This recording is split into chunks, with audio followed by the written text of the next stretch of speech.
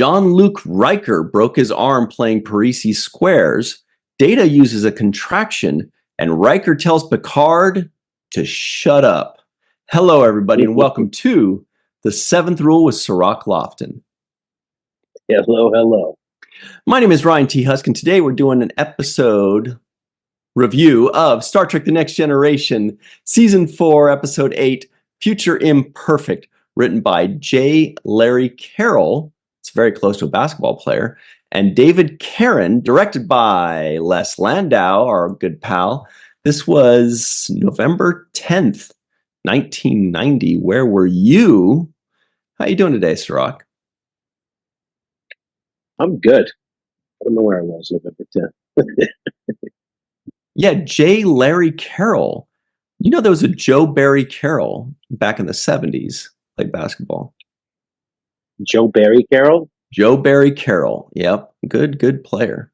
You'll never guess why I know that name. You'll never guess what team he played for. I let me just think really hard. Yeah. So I would never get that. Yeah. Okay. So first time I see his name though, and him and David Bennett Karen. First time I see their names in this, I think on this show. Me too. I'm gonna check to see if they've done anything else later on, but certainly not before. Yeah. Okay, so this is an episode. Yeah, you know him well. Yeah. My buddy. Okay, so the first guy, Joe Barry Carroll, J. Larry Carroll, he worked in the writer's room, it seems. So he was a story editor for a couple episodes in season 4. Okay. And for basically the entirety of season 5. But this was the only episode that, he's credited as writing the full episode. Probably the same for the other fellow, David Karen, because they are writing partners, so it's probably the same. But this is an episode that I owned on VHS back in the day. So when this episode popped up, I was like, oh, I remember this one. I've seen it quite a bit. It's part of the reason why I think Captain, Commander Tomalak, I feel like he's in 15 episodes of The Next Generation, but it's only like 3 or 4. But maybe it just feels like he's in a bunch because I saw this episode a ton. But it's a memorable one, and it's fun, and it's interesting, and it gives us a glimpse into a potential Star Trek future. But what did you think of it? Yeah, I enjoyed the episode. I thought the premise was good. So, shout out to the writers for coming up with a real science fiction-y type of story.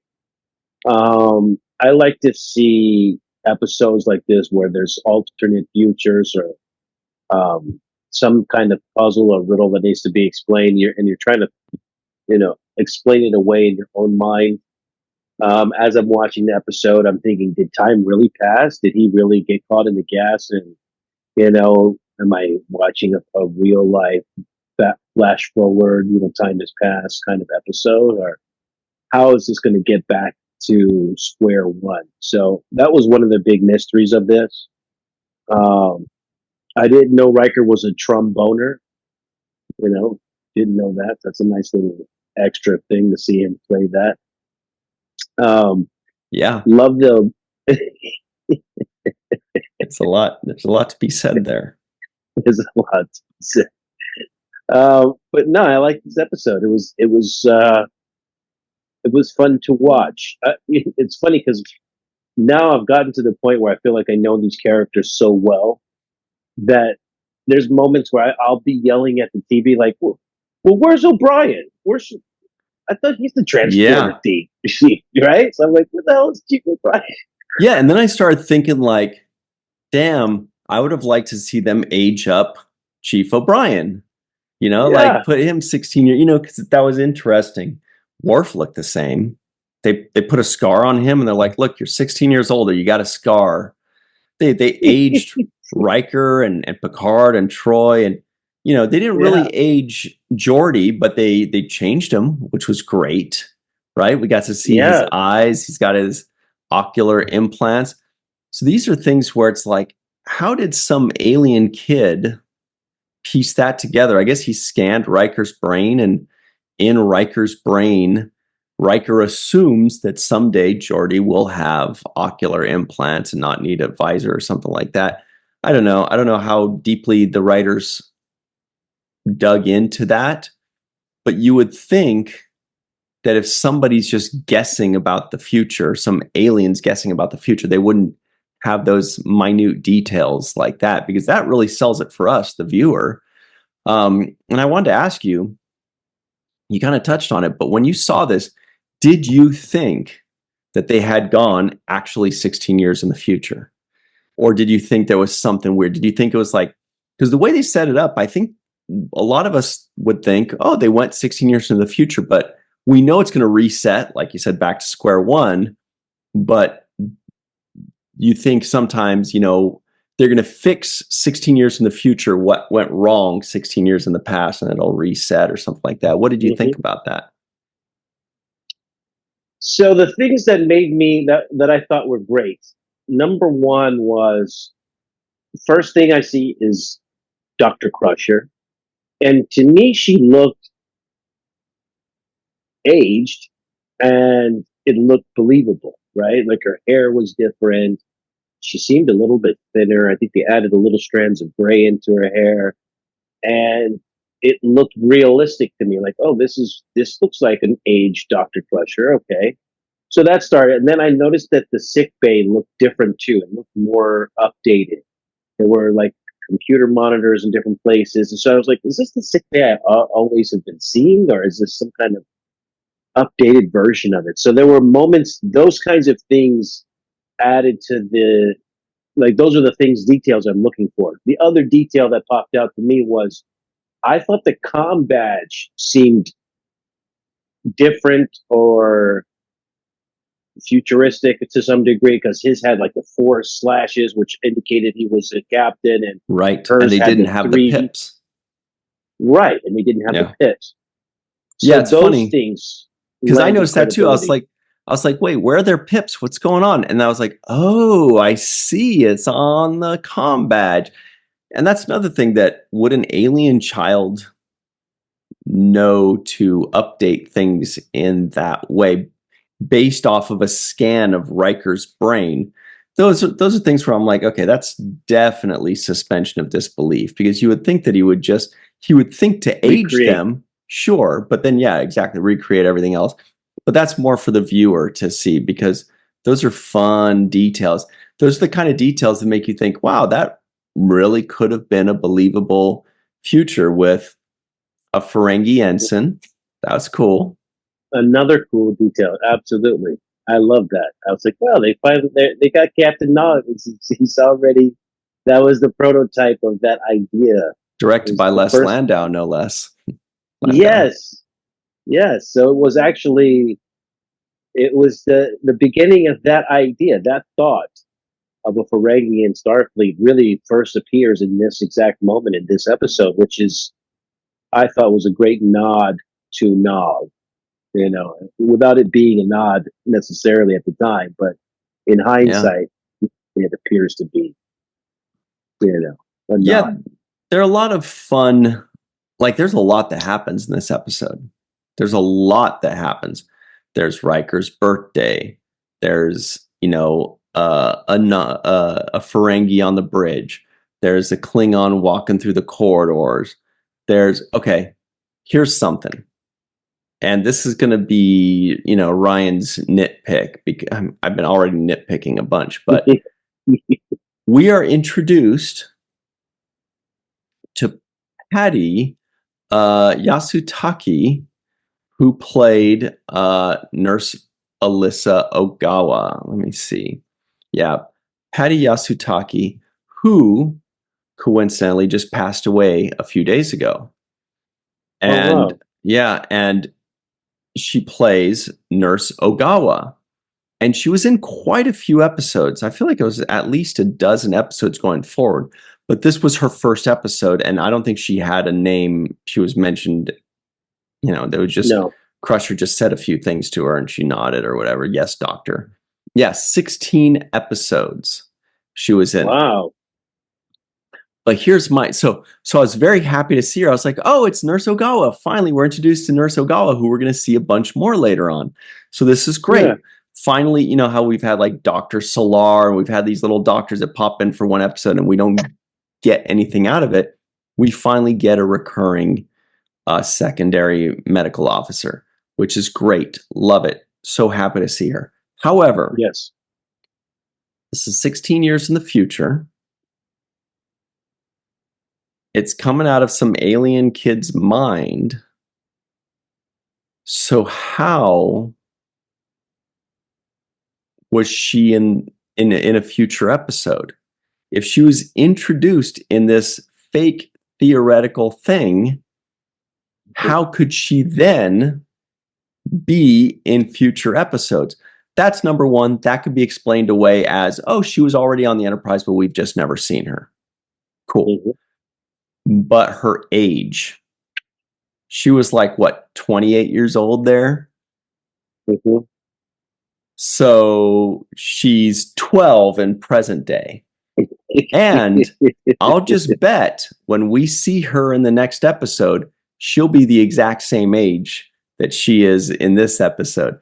So it would have been nice. It would have been a nice touch if they had aged her, even though it was her introduction, if they had aged her to somebody in her 40s, you know. But anyway, those are details that maybe they didn't know she was going to come back. But anyway, that's just such a strange conundrum there where they brought her for this episode and then maybe they didn't know they were going to have her come back. And then when they did, they're like, you know, I guess she just didn't age for 16 years and she was introduced from an alien kid's mind. And it's just this weird, it's just the weirdest introduction. I didn't realize that was her first episode, but yeah, she's going to be the same age next time we see her. And that makes me feel very nitpicky. Yeah, that's a big loophole that they overlooked on that. I agree with you. I didn't know that we would be seeing more of her. So this is, I thought, was a one and done type of episode for her. Because we've seen other nurses assist Dr. Crusher over the years. And so this just looked like another one that was going to be kind of the one-off episode, you know. Definitely did have camera recognizability. There was, as soon as she flashed on the camera, there was like, oh, who is this person? Yeah. So there was, you know, the camera was attracted to, you know, her and her performance. But also to that black transporter woman that was also in this one-off episode. I was looking at her like, oh, so they're going to blame the whole transporter accident on this movie, right? It's like, throw the black girl under the bus. Like, oh, what happened? You couldn't pick up Riker? She's like, I'm not detecting you. Oh, well, did you try hard? Did you press the buttons really hard? Yeah. Did you hit it a couple of times? Yeah. Did you bang on the side? Chief O'Brien knows how to press those buttons to get everybody time beamed up. You know, the other thing was there was her, and then there was also just this random dude on the bridge too that just turned around. He's like, I'm not detecting any blah blah blah. I'm like, well, hang on. Well, who are you? Why would you be detecting anything? I don't know you. Ensign Smith. Yeah.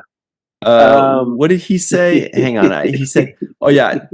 He says, I'm detecting unusual frequencies. And I was like, wait. We're not just going to pretend like we know this guy, are we? Because I've never seen him before. And I want to look him up. Anyway, there was this, yeah. But and then he was gone. I wanted Riker to be like, or Picard to be like, pardon me, but who are you? Do I know you? What are you doing here?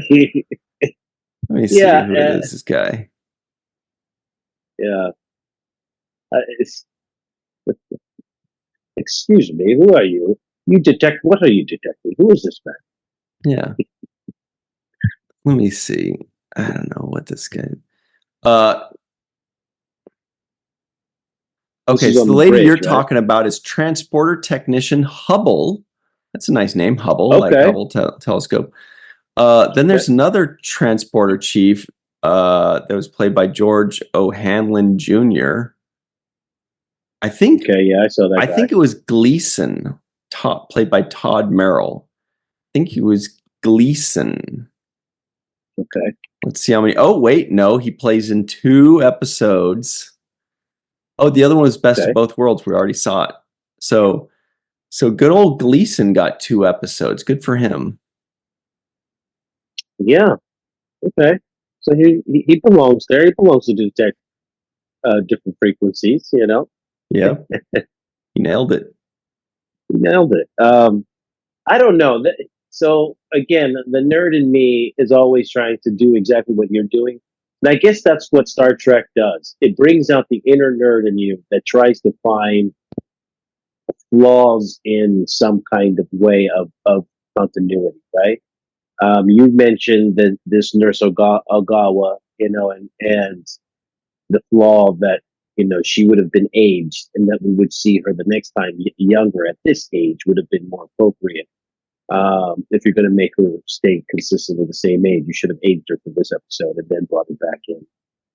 But I think the same kind of continuity, I also, as this episode plays out, my mind tries to find, you know, patterns in the storyline and see if they add up. And the one that jumped out to me was the Geordi not having a visor. Mm-hmm. Because if I'm not mistaken, I thought it was offered to Geordi to have his visor removed by Q in the early seasons of these episodes, when Q kind of comes on with that bravado and he makes Wesley into an older man, and then he's going to wish away Geordi's visual impairment and give him the opportunity to see. And Geordi refuses that. Like, he denies that. He says, no, I'm okay. I want to remain the way I am. So in my mind, he wouldn't even be procuring or looking out for this kind of a procedure, which was probably already available at that time anyways. There's a whole there's adult Wesley Crusher. I love looking back at that. It's so good. Yeah, so I felt from that episode that Geordi was LaForge was committed to just being the way he was with his visor and the extra things that visor actually does. It allows him to see on a different spectrum of light. It allows him to, it's an enhanced vision type of device. So I thought he wanted to keep that. I thought that he had no desire to be any other way. However, though that belief has been now contradicted both by this episode and also by the Picard season 3, when they brought back LaForge and he was without the visor. Just you wait, Cirroc. There's more to this. There's definitely more to this story. But yeah, I mean, maybe theoretically his ocular implants can do everything that his visor can do. Maybe that's what it is.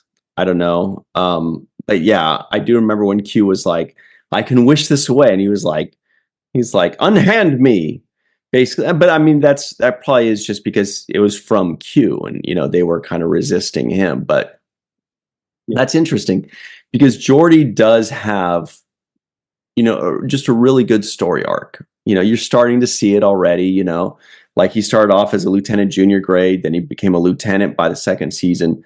Now I think he's already a lieutenant commander. He's just moving up the ranks pretty well.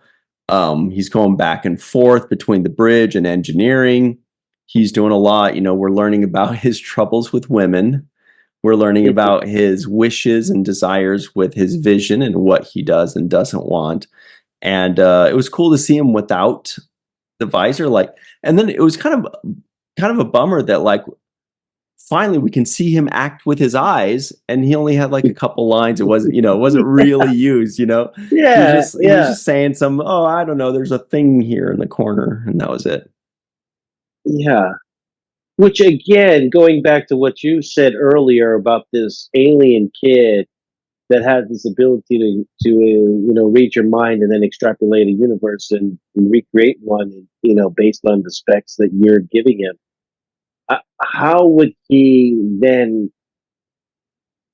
extrapolate the Geordi no longer having the visor out of the head of uh, Riker? Is that what Riker imagines for Geordi? Is that what he thinks that he would want? So it's kind of a weird thing. But I want to give credit to the writers because there were some little moments there that I thought were clever. And one of them was when Riker kept noticing the delay in the computer system, not uploading as fast as it should be, and that being based on the diagnosis being run by Geordi, and that kind of being a clue to Riker, like, wait a minute, Geordi is not taking this long diagnosis. Like, this something's wrong here. That was a clever writing tool to kind of break the trance that Riker was in. I thought that was a great way to do that. Yeah, and of course, the clincher was Minuet. Minuet was in that episode 11001001. I think is what it was called, with the Binars. I think it was towards the end of the first season. It was either end of the first season or beginning of the second season. I think it was a first season episode. There's little Binars that would be like running around themselves. And then there was that holodeck program with Minuet. Now, so that was the big clincher, was that's how he knew it was fake. He's like, wait, but Minuet's not a real person. There's no way she could have been my mate.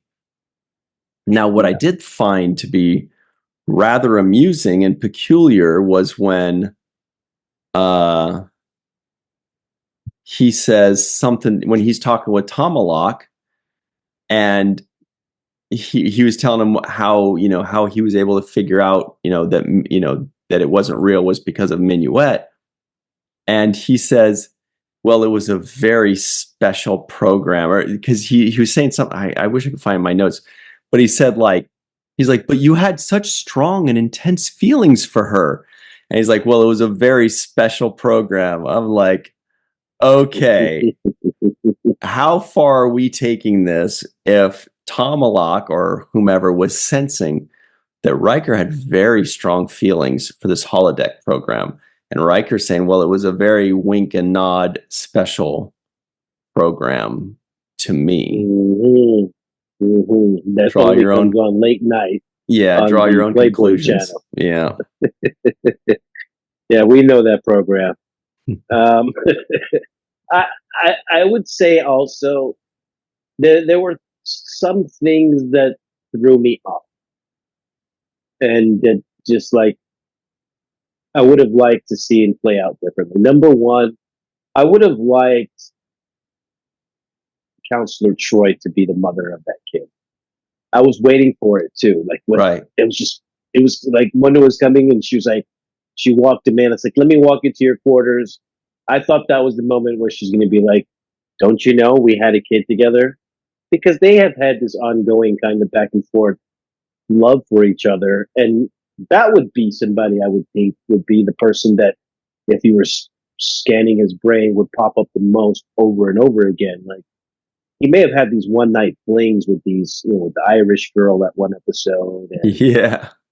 And with the Minuet character in the computer program. But but the person who he's consistently had feelings for over time seems to be Troy, right? And even that was alluded to because Troy says that the Minuet wife of his was actually the counselor that replaced her when she left the Enterprise, right? So it was a counselor.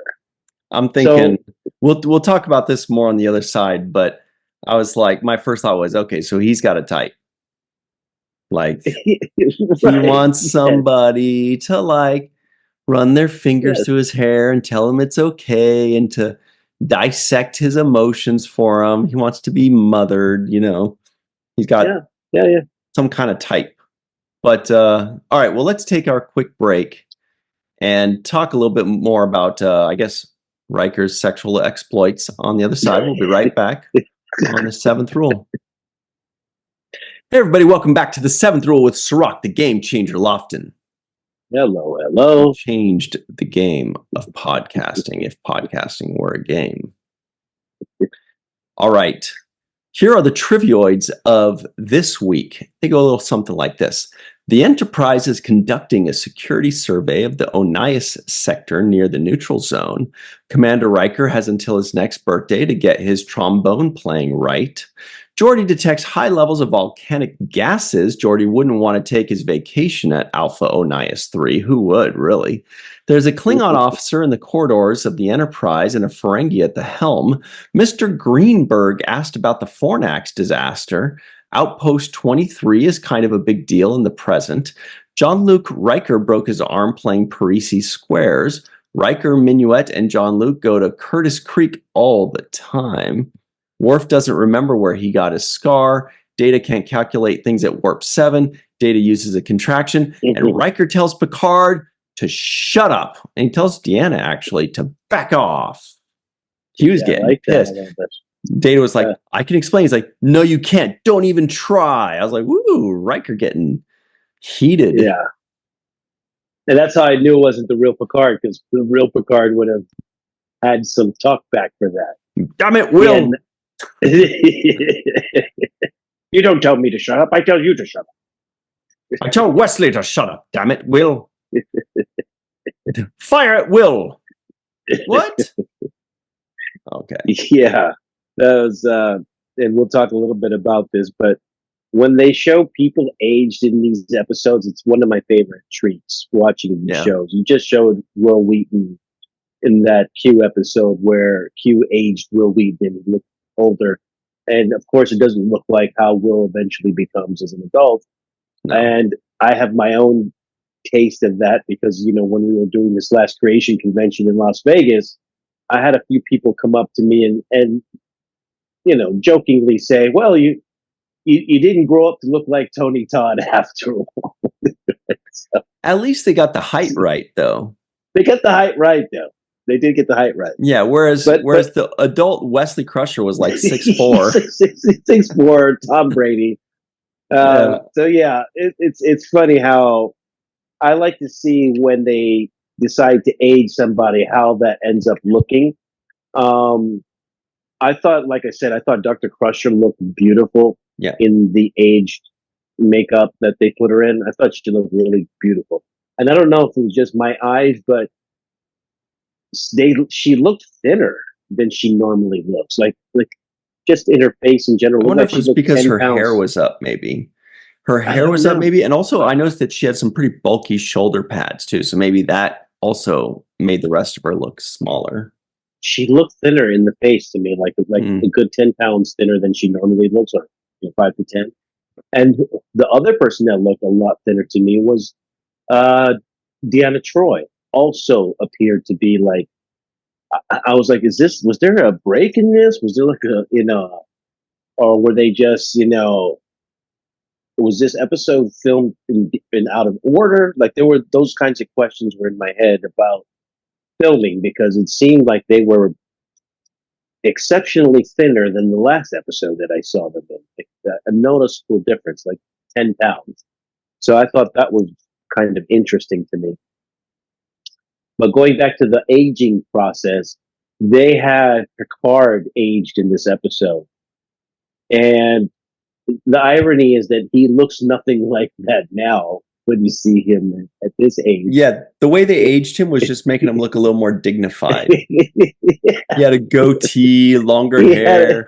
He just looked a little bit more ambassadorial, They're like, you give him longer hair and a goatee and a cooler outfit. That's about right.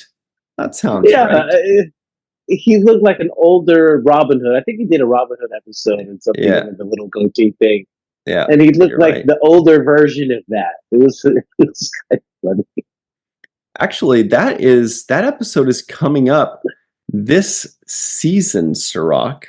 So look forward to Okay. that. That's in about 10 or 12 episodes. And it is a very it's actually a really good episode, but It's a we'll memorable episode because I haven't even seen it, but I remember images from it. That's mhm. how popular for me that episode is. It's something I remember, even though I've never watched it, never seen it, but I just remember seeing pictures of them in that Robin Hood get up. Oh yeah.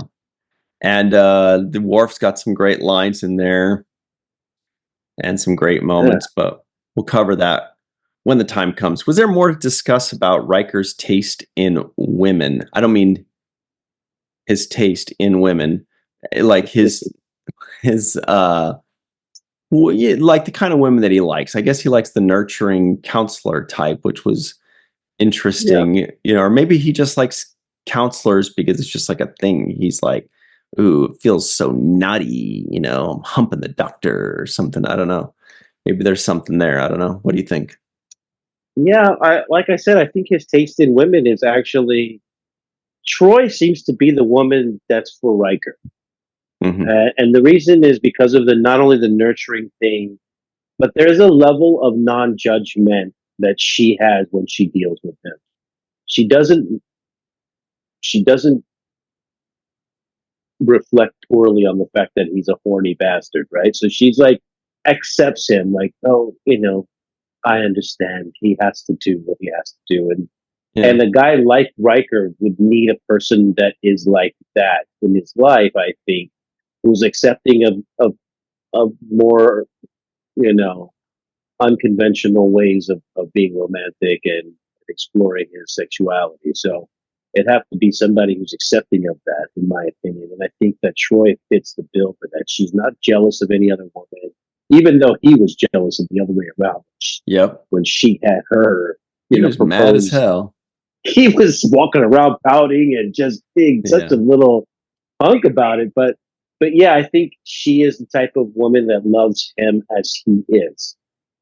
Whoever, all that he is. She doesn't try to, like I said, she doesn't have any judgment on the kind of prowess that he has when it comes to women. So I think that's the kind of woman that best suits him. Yeah.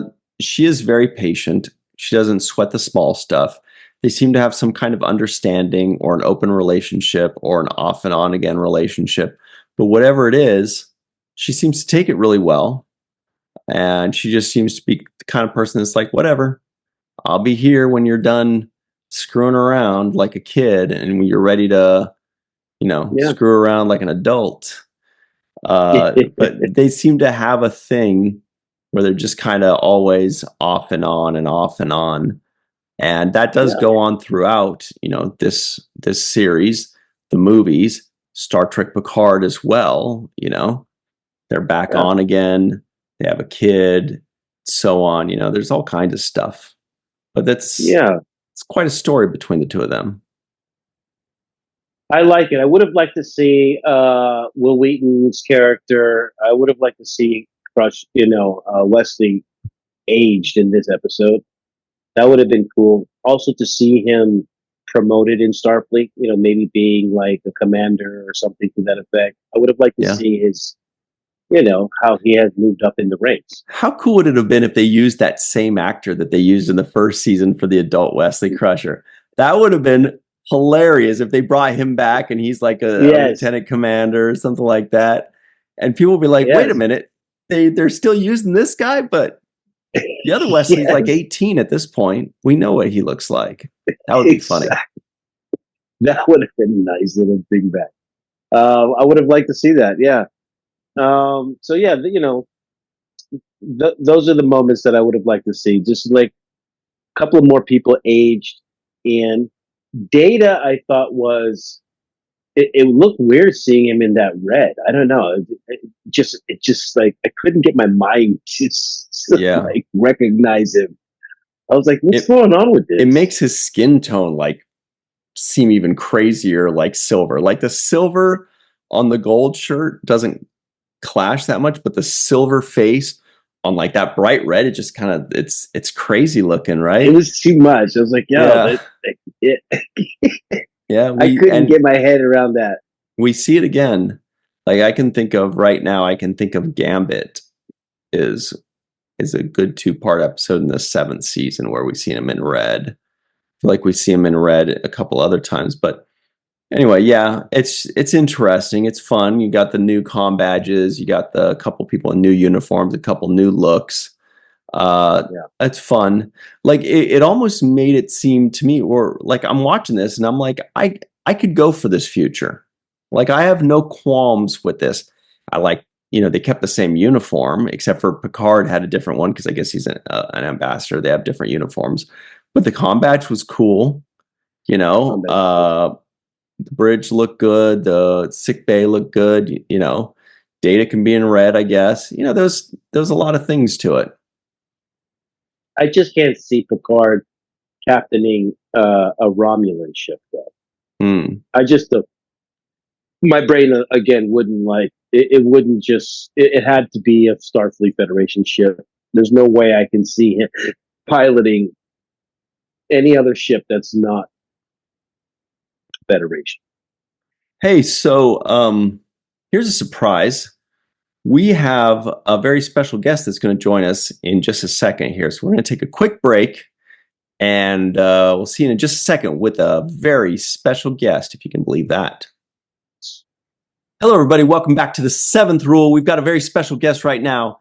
It is Mr. Chris Demetral. How are you today, Chris? Hey, I'm doing excellent. Thank you so much for having me. You played 3 roles in one episode.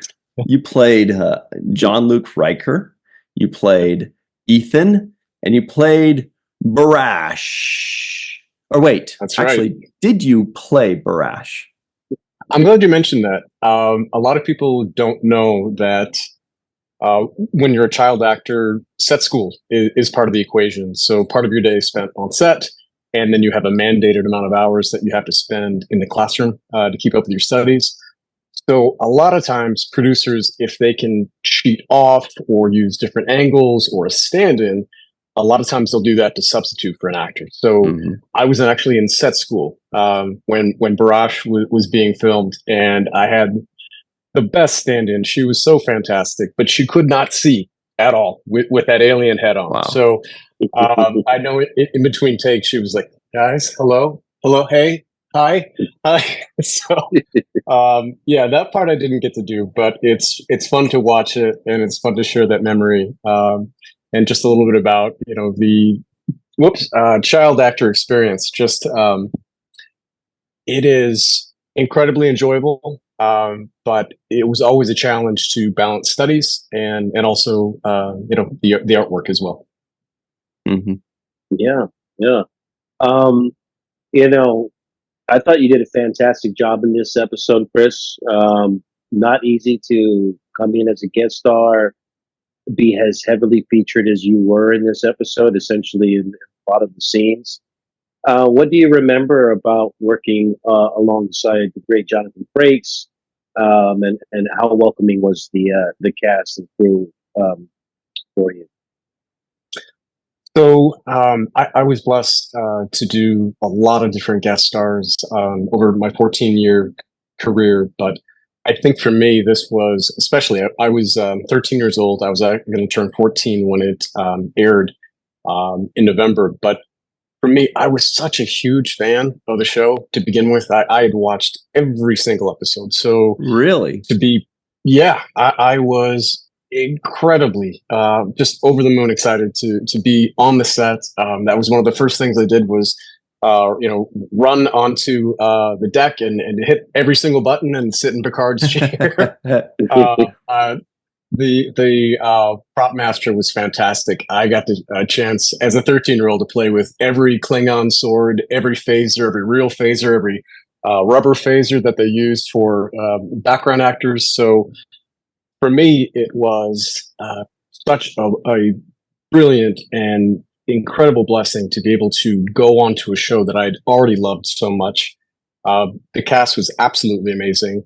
From Sir Patrick to Jonathan to Brent to Will Wheaton, who actually thought that I might be replacing him on the show, which I told him I certainly was not. It was just a guest star.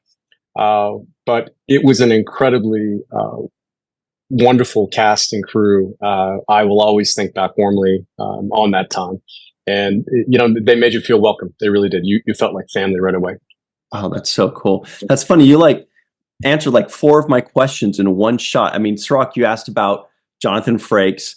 But yeah, I was wondering, were you a Star Trek fan? What was it like when you first came on the set? You're answering all this stuff.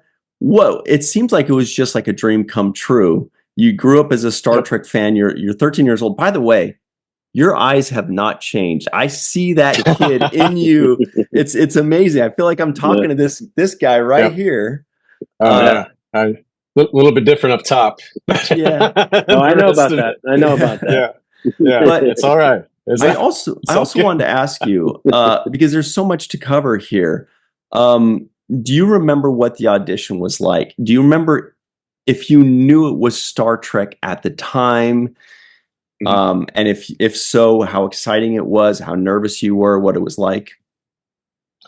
Yeah, I definitely knew it was for Next Gen, and the nerves were super high, just because, like I said, I was such an incredibly big fan of the show. So I interviewed, and it was taped, and Les Landau, who directed the episode, was actually a huge fan of a show I was doing on HBO called Dream On.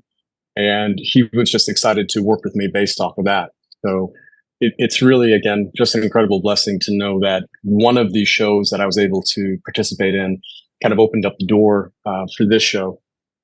So yeah, interviewed for it. I believe I found out the next day that I got it. I was so excited to go into, get fitted for the outfit that you saw there, and just figured out, how they do all the crazy good tricks with the zippers and how they made the whole uniform look seamless. I mean, it was, I have to say, every bit of it was just fascinating for me as a fan of the show, and just studying it. You like the things that you were surprised about, like when you look out into the galaxy behind you, it was very much just a black felt cloth that they punched holes in, and there was lights behind it. So that was the galaxy. I mean, just the things that worked and the things that didn't work, as far as being able to turn on, turn off.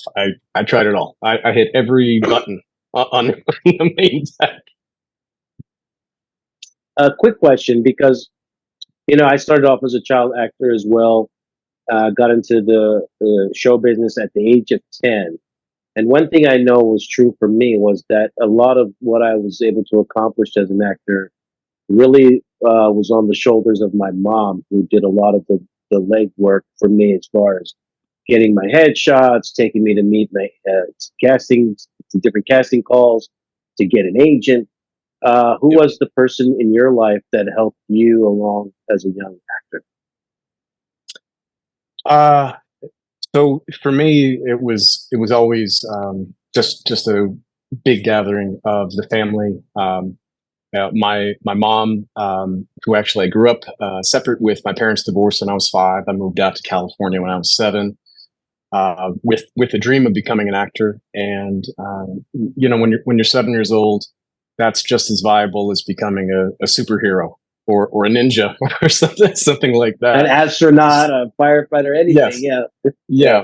So to go to Los Angeles with that dream, it always came down to my family being able to get me to the auditions, being able to give me the pep talks, and all the little coachings you need along the way to deal with the stress of the business. You know that. I think one of the most difficult things is just not knowing if your next job is going to come, when it's going to come. So for me, that was one of the reasons why a lot of people asked, why I stepped away. I feel that I fell backwards into an incredible opportunity, blessed beyond belief, was able to enjoy 14 years of a lot of success. But I think when you get into your early 20s and the bills are coming in, and you don't know if that next paycheck's coming through soon, that helped me make the decision of probably time for a career change, something more solid. Yeah. And have you, since this episode aired and the popularity of it, have you done conventions and signed autographs for Star Trek fans? Yes. Dragon Con was my first. Cool. Did Comic-Con after that. Did a whole tour of different cons. One of the most exciting things for me, for people who haven't been to cons, if you haven't, go. They're a big fun party. Everyone's in a great mood. Some of my best memories, come from the cons itself. Signing autographs is such an immense honor, just to have someone want that in general. So to have fans lined up and to be able to speak to them and take pictures and just share some of the magic, absolutely amazing. One of the biggest honors in my life to be able to meet the fans, and just like today, I still love sharing this experience, and I want to share the beauty of this next gen adventure with everybody. Mm-hmm. So after you shot this episode and you watched yourself, I'm assuming you watched yourself. I'm assuming you weren't the guy that was like, I'll watch every episode except the one I'm in. I can't do it. But I think you probably watched it. What was that feeling like? Were you nitpicking yourself? Were you wowed? Were you like, this is the greatest moment ever? What did that feel like?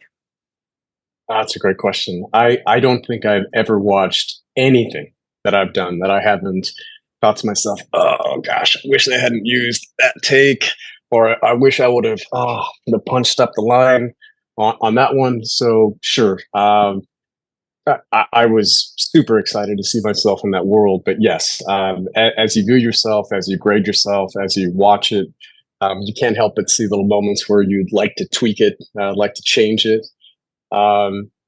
I didn't have this experience with Les because he was fantastic. But one of the tricks that you can actually do as an actor is if you get a piece of direction that you don't like, or a character choice that feels inauthentic, what I used to do was I would do that director's version just very badly. So whatever their alternate choice for me, I would do the worst performance of their alternate choice for me. So they'd be forced to use the takes that I wanted to use instead. The dirty little actor trick we learned along the way. Thankfully, yeah, there you go, right? And then you can always just claim innocence and go, "Hey, that was what you're looking for, right? See what you made me do." Yeah, I was just following your directions. So I guess I was so horrible. You'll have to use my version instead. Yeah, you did a great job. Again, like I said, you felt very natural, very believable. And I didn't know it was you.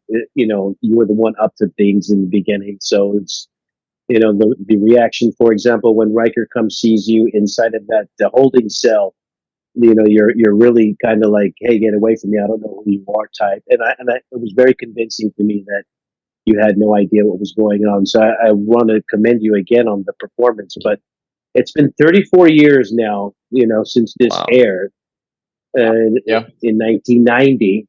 And I want to know, one, are you a parent? And if so, has your kid seen you in some of the work that you've done, including this? Yes. I have a daughter, Addison. She turns 11 this month, which is amazing. Hard to believe. Congratulations. And in fact, thank you. And in fact, during that wonderful baby bonding time when babies are first getting to nurse and feed and come into this world, my partner at the time, we were watching the entire Star Trek Next Generation as a marathon. We had time to kill and a lot of fatigue to wear off, so we entertained ourselves by watching Next Gen start to finish the entire time. So in that way, Addison was certainly part of the adventure. Much like most tweens out there, I think she could really care less. Right. Dad was an actor. I think eventually she'll probably have a future herself as a podcaster, an influencer. She has such a a brilliant creative mind. But yeah, you know how it is. Mom, dad's like, you know? She's the next I'm busy writing my generation. own legacy. Yeah, she's making her own legacy right now, so she's trailblazing. She has no time to ponder over what dad's done. Right. But She's the next generation of next generation fans. That's right. There you go. Right, exactly. Yeah. So you did answer our other question, or my other question, about this stand-in that you had. So the girl that was standing in for you, was she was an adult, obviously, because she didn't have the same regulations of school like that we have when we have to go in and out of school. So they can use her in costume while you're doing the schoolwork. Correct. Yeah. Okay. That's good to know. So you didn't do the fitting for that particular alien costume. No, which was striking to me. That Parisi Squares outfit was pretty rad, though. So cool. And I think I just watched an episode, a couple episodes before that, where they mentioned Parisi Squares. So it was such an incredible tie-in for me to watch it, to feel it as a fan, and then to be part of it and to be woven into that storyline. Absolutely amazing. Well, we're just about out of time with you, Chris. But by the way, thank you so much for taking the time all the way out in Arizona for us. We really appreciate this. This has been so much fun. But it is time when Cirroc and I choose the home run of the day. What do you say, Cirroc? Nice.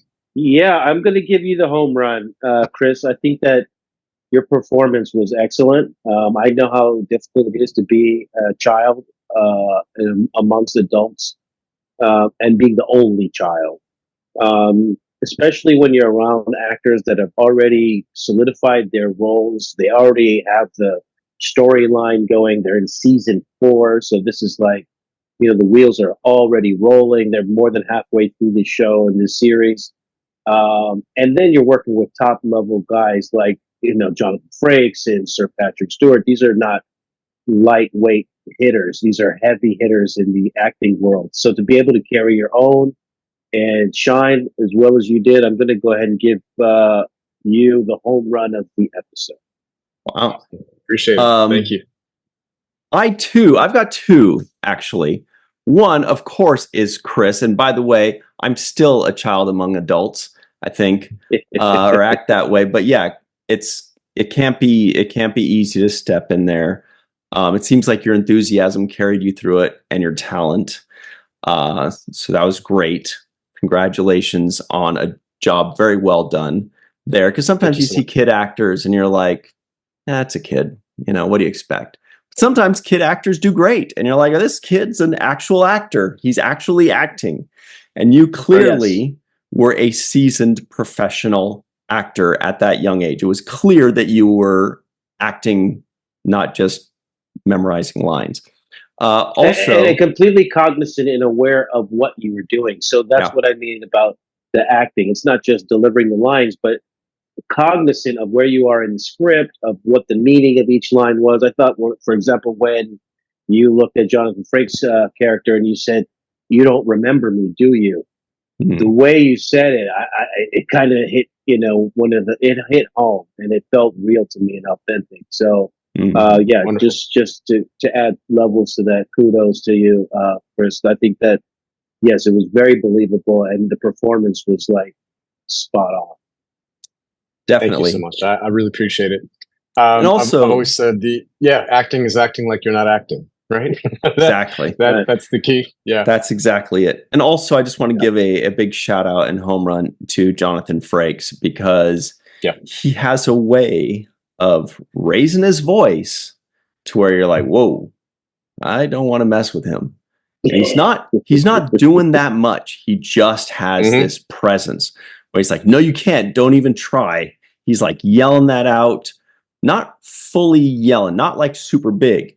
He's just got this energy and this presence where you're like, all right, back off.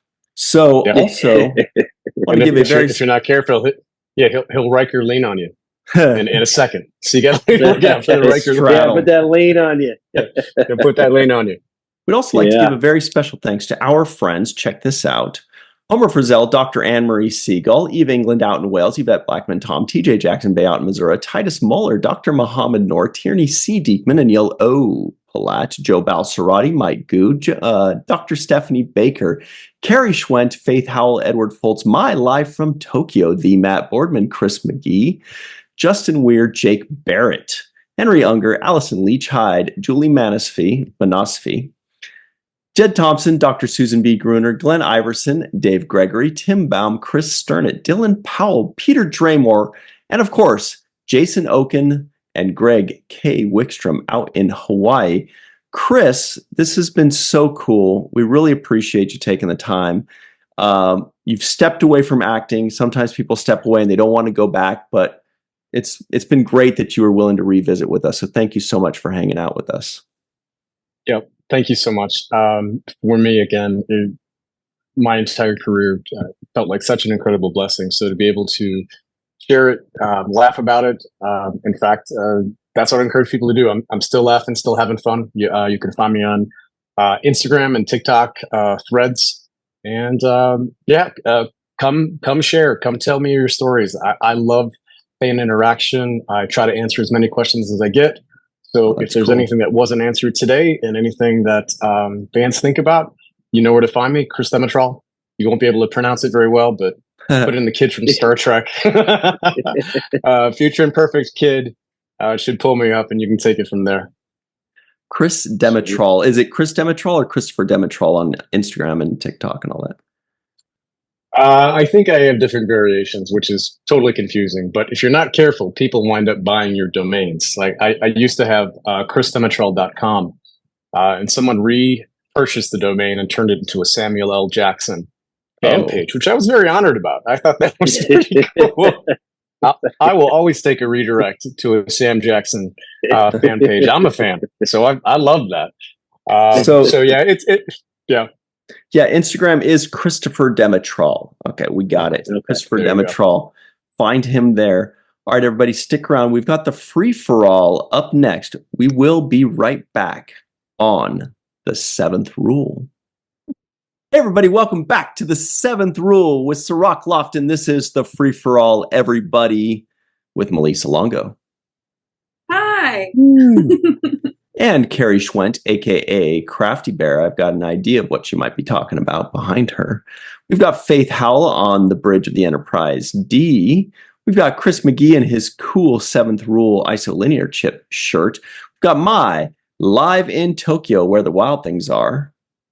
And TJ Jackson Bay is also on the bridge of the Enterprise D with his cool hat from Walking Art made by Melissa. Melissa's shirt is from Walking Art made by Melissa too. And Allison Leach Hyde is in her Let's Fly shirt and radical earrings. So what I'm trying to say is Jake Sisko guesses the IMDb score. I'm going to say this was a 7-1. Yeah, about a 7. Does anybody else have any guesses that doesn't already know? I don't know what IMDb is calling it, but I'm going to give it a 10. Ooh, 7.6. I would say 7.6. Yeah, I was going to go with that as well. 7.9. Sounds kind of Borgy. All right.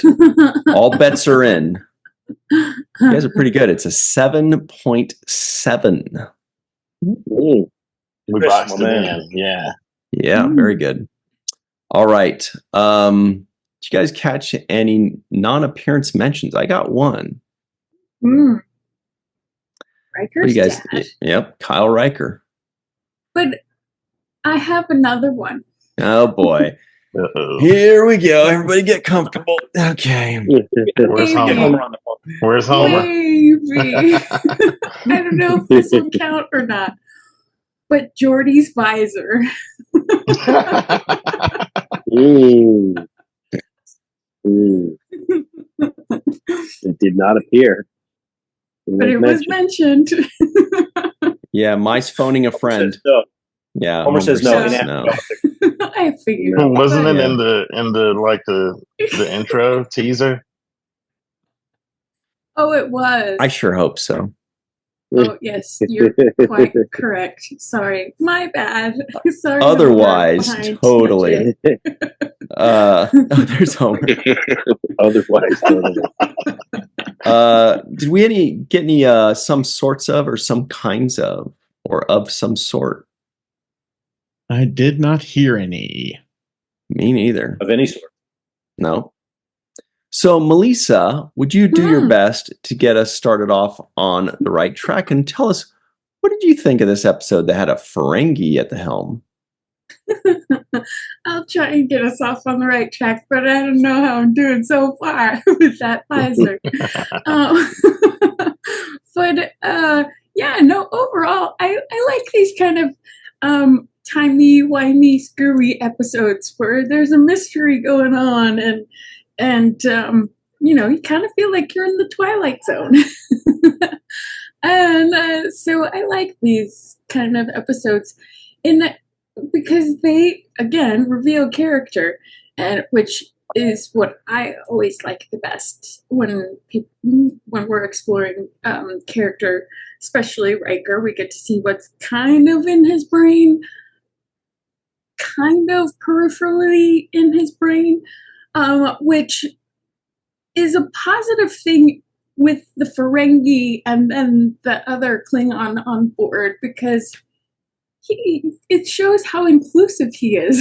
He's like not opposed to all species being a part of the Federation. But I don't know if that has to do with. I know I have a hard time saying that word. But yeah, I don't know how much of that influence is from the alien that we learned that the kid is at the end, or Riker, or a combination of both. So I don't know, but I liked that, and I kind of liked seeing Riker as a dad a bit. I think he could possibly make a good one. Possibly. Yeah. I mean, compared to Worf.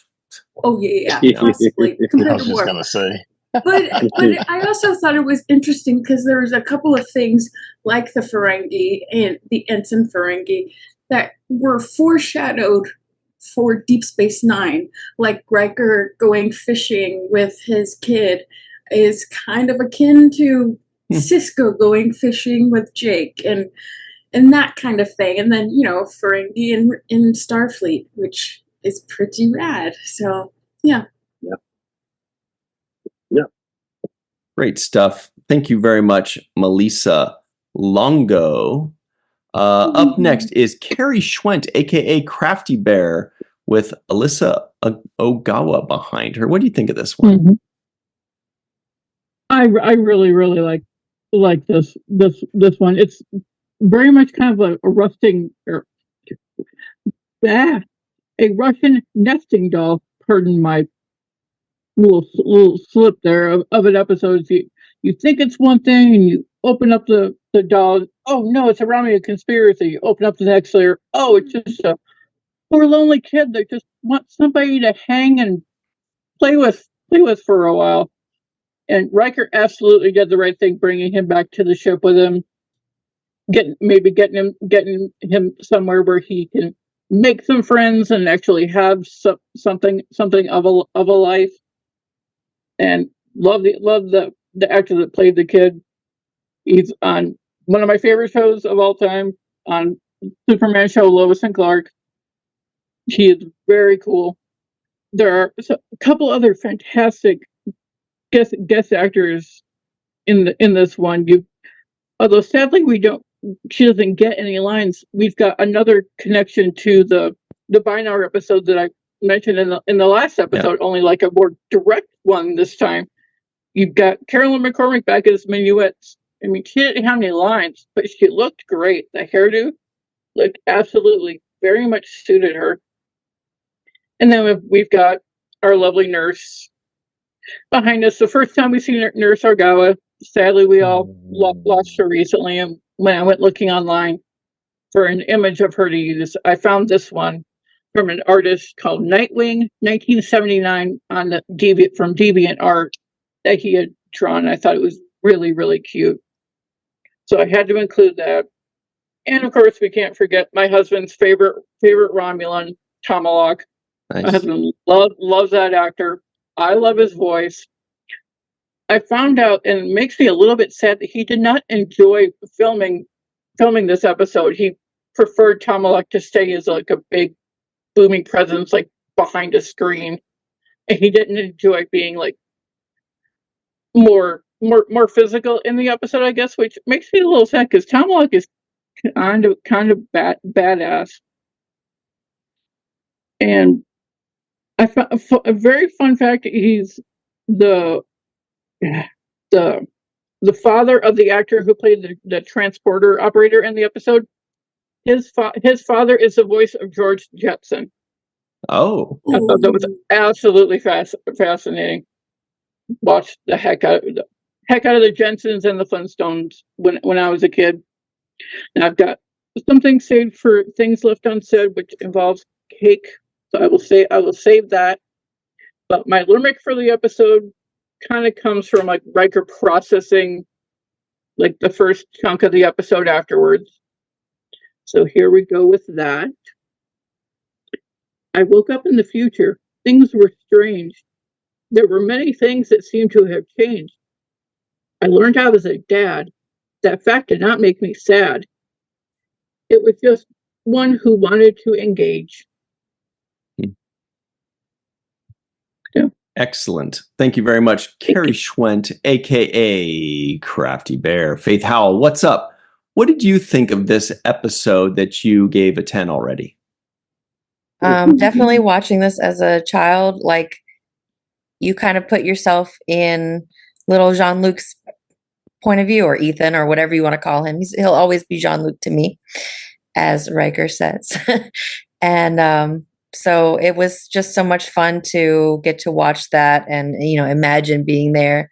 I think it would have been fantastic if we had even just seen that costume in the background from time to time since he went back up to the ship. Just a little Easter egg in there would have been great. But yeah, I really, as Malissa said, enjoyed seeing, a possible future for the Enterprise and all of our crew. Of course, we want Geordi to have his eyesight. Though we love his visor too. And in hindsight, now I had never thought about it, but I really enjoyed that they added in Ferengi, and we of course see that come true, not in not so distant a future. So I think this is a wonderful all around episode, and I think where some of these episodes have not stood the test of time, I think this one just gets better. So. Oh, you're on mute. I know, I'm muted. So sorry.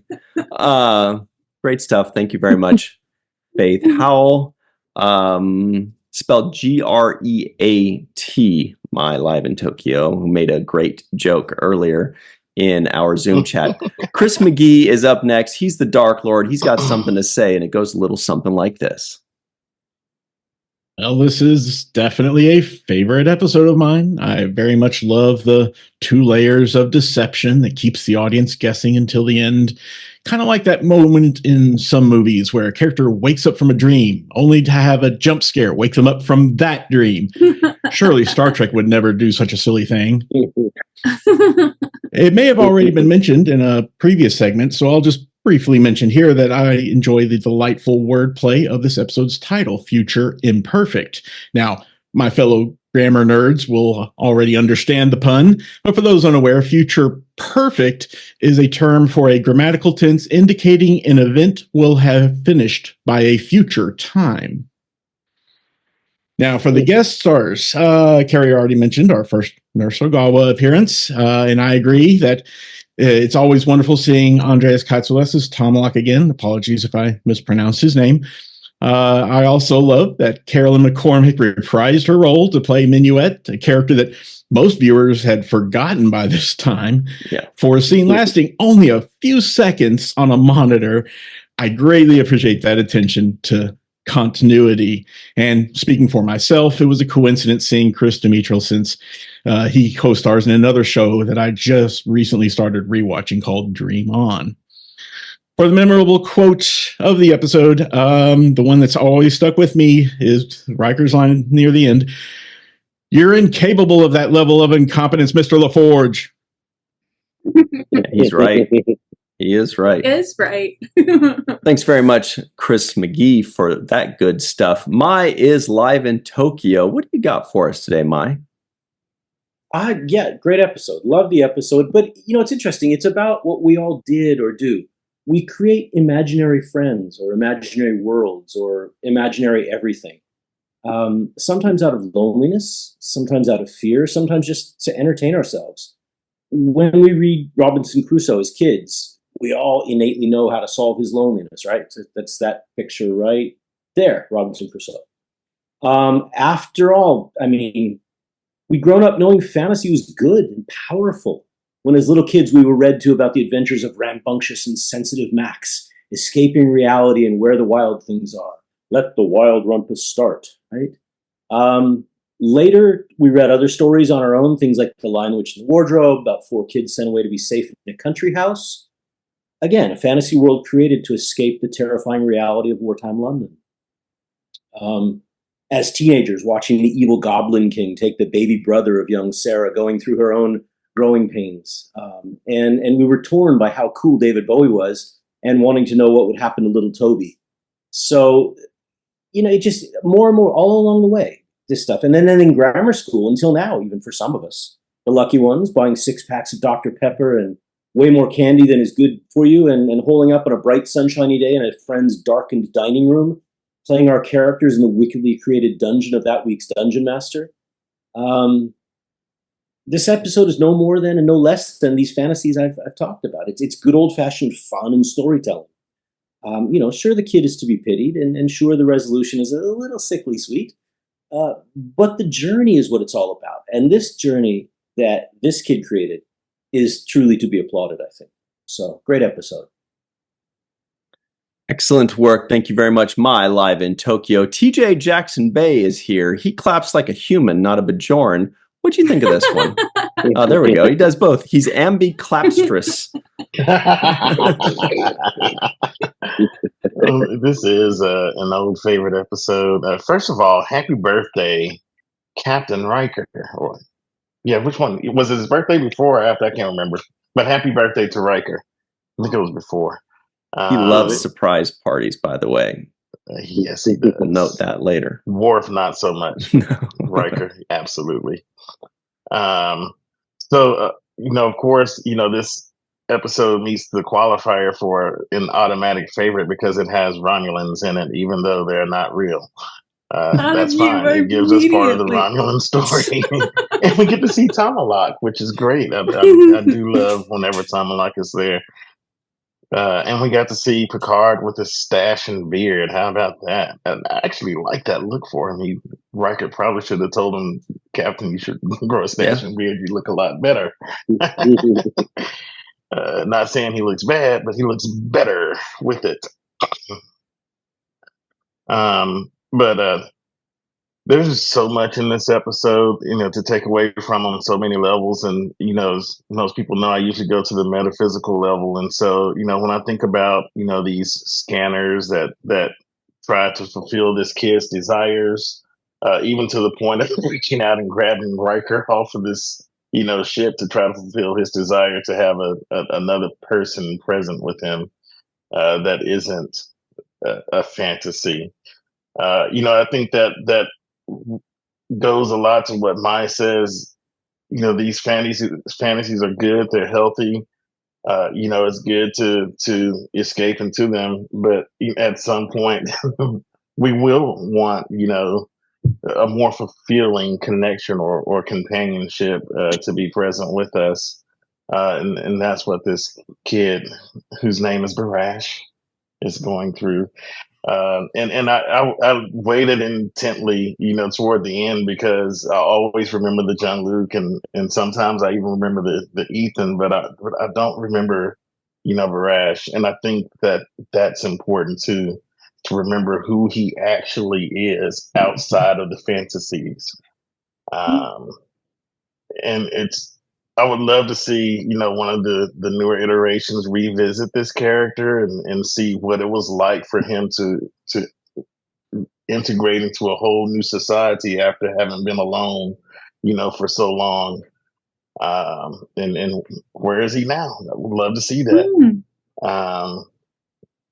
And speaking of these scanners, I know they sent somebody back to get those things because they can read minds. But I know Section 31 is all over that planet, right now. If they couldn't get them out there, and they're reading people's minds, watch out. So I'll finish up with another memorable quote, said a little bit after the one that Chris stated, and it's Captain Riker again when he tells Admiral Picard, "I said shut up, as in close your mouth and stop talking." Mm-hmm. So I'm going to do that now. Yeah, okay. Great stuff. Thanks very much, TJ. It's true that I always forget that he took Barash with him. It feels like an episode where they just leave him behind. Because, when they run into these episodes, they usually leave that alien species behind. They go, no, I must stay here with my special technology. But he takes him back and we never see him again. That's a good point. Would be interesting to revisit. Feels like a Lower Decks episode. All right, Allison Leach Hyde is up next. What did you think of this particular episode? I've always liked this episode because, well, it's sweet. The whole thing is sweet. Watching it now as a mom is a little different because there's something, choices that characters make that I'm like, why would you do that? And then when you look back and you go, oh, it's a kid wanting this man to be his dad. So yeah, he's going to show up as a surprise.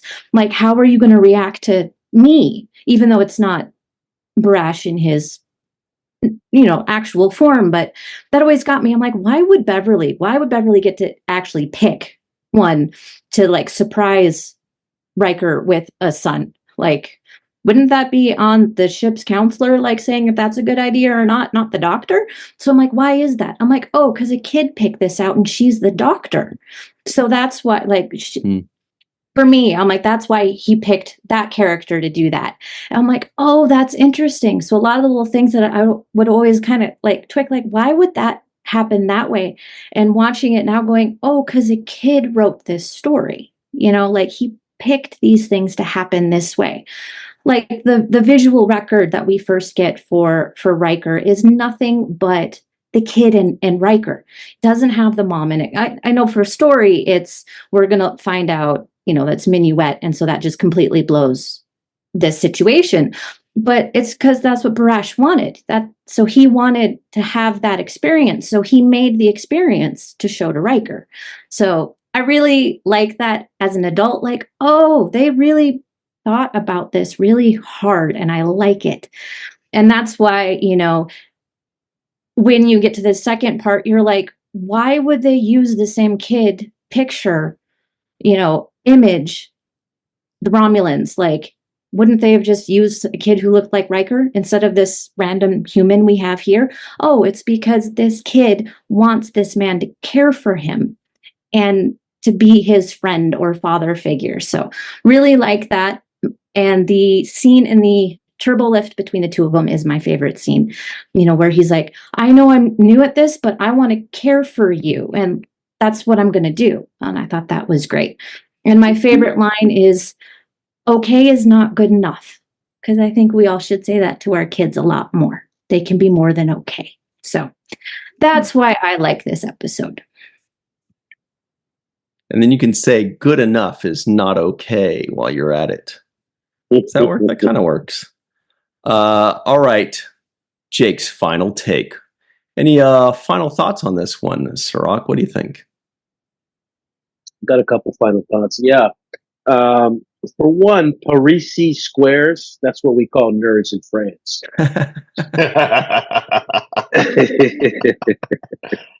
Number two, encephalitis. I had to do a little research. Syphilis, that's like a brain. No, they called it encephalitis, I think. I know, but it's basically syphilis, isn't it? It's a kind of a brain swelling that happens that comes from bacteria or a virus. So I don't know that it would happen from smoke or sulfur from the planet's surface. Kind of wasn't really something that they explained. We need a Dr. Muhammad Noor for this one. Put him on the case. Also, I thought it was weird that he would name his kid Jean-Luc. Like, come on, bro. Like, you really got a crush on me or something? Like, that's too far. You can't do that. I was a little bit, put off by it, let's say. Jealous. There's a yeah, I was a little jealous. There's a music video with Kanye West, and the song is called "I Love It." And in that video, he's wearing an outfit that looks exactly like the Romulan tomahawk. If you can pull it up, Ryan, you'll see that. Oh, I know what you're talking about. That's how Tomahawk looks wearing his outfit to me. It's an equivalent. Yeah, those huge. Yeah. Yes, I see it. yeah. Because the way his shoulders come out, it was 1990. It looks ridiculous to me. His outfit. That's how Tomahawk looks when he comes on the set for me. It looks ridiculous. Like, how big do you want your shoulder pads to be, Tomahawk? It's too much. So that's what I think of when I see Tomahawk every time. Barash ends up growing up to become Linus. So if you ever want to know where Linus's backstory is, it's actually Barash in this episode. Nice. Yeah. And my last thing I'm going to say is, again, they threw the black woman in the transporter room under the bus. Basically, she's the cause of all of this. And she got her first guest star episode, and here she is screwing things up, not getting the transport done in time, and they completely throw her under the bus on it. So I was like, that's not a great way to introduce a character. Yeah, the rest I'll save for things left unsaid. But I will say my favorite line of the episode is a line that I think Riker has now delivered several times, and every time he does it, I love it. And the line is, "Belay that order." Ooh. He said it several times, and he said it inside the turbo lift today, or this episode with the kid, and kid says, let's go to this deck, and he's like, no, belay that order. He said it before to Picard when Picard was doing something. As many times he said it, I think he's the only character there so far that I've heard say belay that order to anybody. So again, that's one of my favorite lines for Riker. Cirroc, you're in for a treat. I just looked up our transporter technician Hubble, who, by the way, has a really cool name for a character, Hubble. Yeah. The actress's name was what? April Grace, I think. Yeah, April Grace. Turns out she's in 5 episodes of The Next Generation. She was in the previous episode. It was her first one. And she's got 3 more after this one. So stay tuned for that. So maybe she was kind of like their backup when Colomini, was doing like a Santa Claus commercial or something like that for Pepsi or something. So whenever he's not there, she's there. We'll look forward to seeing her a few more times. That's it for us. Thank you to Allison, TJ, Mai, Chris, Faith, Carrie, Malissa, for myself, Cirroc Lofton, Malissa Longo, and Aaron Eisenberg. Thank you all very much for joining us. If you're a patron, by the way, we've got things left unsaid. Boy, we're going to duke it out there. It's going to be nuts. Everybody else, we will see you next week. And until then, always remember the 7th rule.